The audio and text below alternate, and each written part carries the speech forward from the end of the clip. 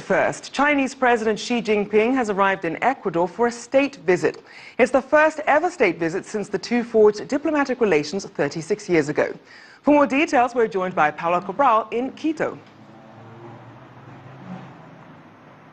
And Rafael, President Xi Jinping is right now in the presidential palace here in Ecuador. He's just had a meeting with Ecuadorian President Rafael Correa. The media had access to part of this meeting through broadcasts of official media. And what we have seen is President Rafael very highly of the importance of the Chinese cooperation and development of Ecuador, with many investments in infrastructure, energy and transportation particularly. And also President Correa said that Chinese cooperation usually comes without any political strings attached, unlike other hegemonic countries. These were the words of President Rafael Correa. On his side, President Xi Jinping stressed again the importance of this partnership with Ecuador for China. President Xi Jinping said that helping the development, participating in the development of Ecuador is one of China's priorities through big investments in energy, for example. And one very good example is the power plant, the hydroelectric power plant of Coca-Cola do Sinclair, which you went to visit a couple of days ago.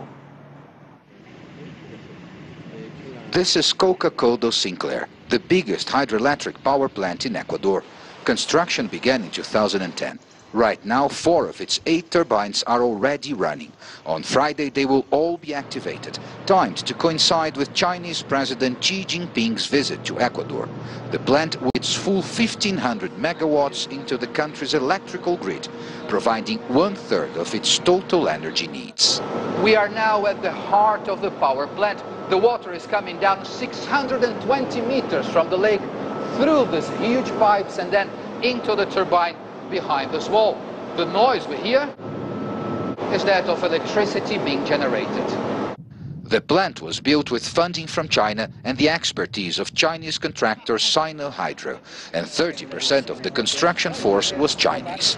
Coca is an essential part of Ecuador's plan to increase its production of energy through renewable sources. For this Ecuadorian engineer, there is pride in being part of such a project. It's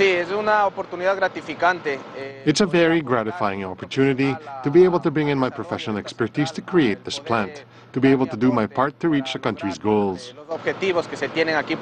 Ecuador's energy minister says the 6 plants built with Chinese funding, out of 8 total planned by the government, were responsible for turning Ecuador from an importer of energy reliant on oil and gas into a self-sufficient country based on a cleaner source of energy.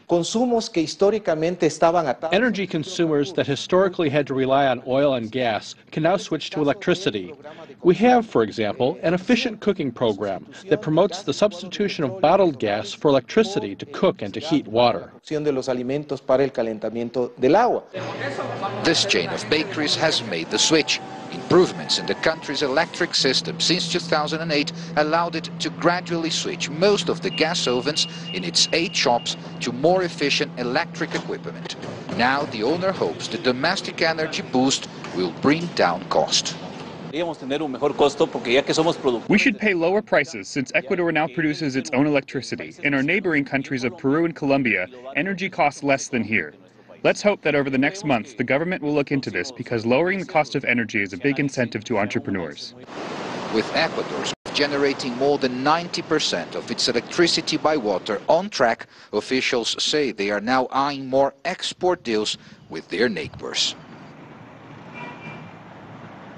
And it's a beautiful work of engineering, Rachel. You know, hydroelectric power plants usually are really huge. In the case of this one, for example, they had to build a tunnel with 25 kilometers to bring water from one reservoir to the other. And it's also a great drive down there, you know, because it's in the Amazon, it's the Ecuadorian Amazon, in the east part of the country. We are here in Quito up the Andes, and so it was a 5 hours drive to get to the plant, but beautiful one, you know, going through volcanoes and lakes and many of the Andean views and sights. Really beautiful. When you come to Ecuador, and I'll tell you, do come, because it's a beautiful country. I would advise also to take this drive, you know. Certainly sounds beautiful. Now, Paula, what about the agenda? What's next for President Xi for tonight and tomorrow?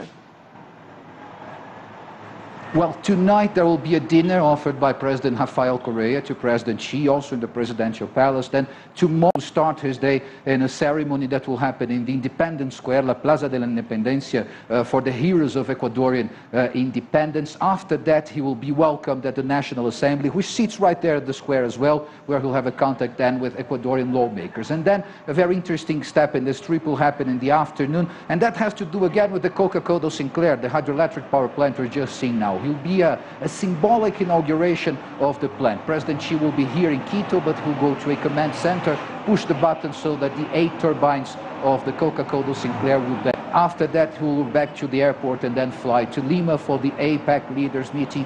After the meeting during the weekend, still a trip to Chile, where President Xi will end this Latin American tour. All right, thank you so much for your insights there. Paula Cabral, live from Quito.